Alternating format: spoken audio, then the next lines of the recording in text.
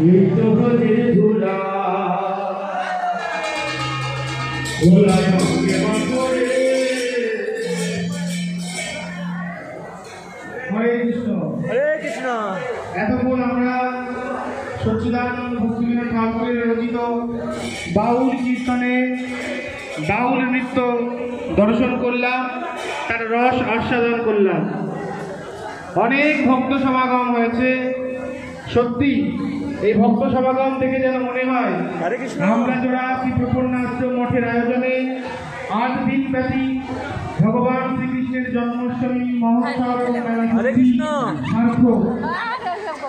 যদি এইরকম ছাড়া তাহলে আগামী বছরও এইরকম পরিবেশন হবে। কি আপনারা চান তো আগামী বছর হবে কিনা? শোনাই গেল না। আগামী বছর এরকম হবে কিনা?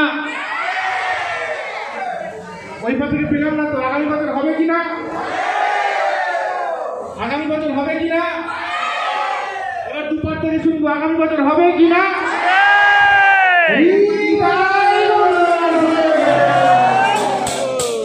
আচ্ছা, ভক্তরা দাঁড়িয়ে রয়েছেন, আমাদের অনেক জায়গা রয়েছে, আপনারা এসে বসুন। এখন অনেক এই আপনারা খবর দরকার একটু খালি করে দিয়ে বসুন। আমরা বসার জায়গা করে দেবো, আপনারা আসুন বসুন।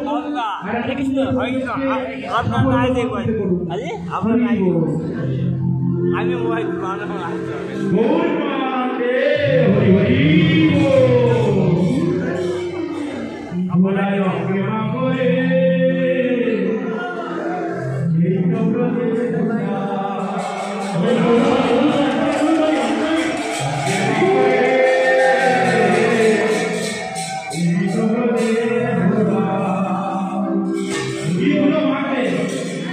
ভগবানের কিমাই কি ধুলো সব কি চলে গিয়েছে। আর বছরে ধুলো ছিল, মানে পাউডার বাদ দিয়ে মানে মাখতে হতো।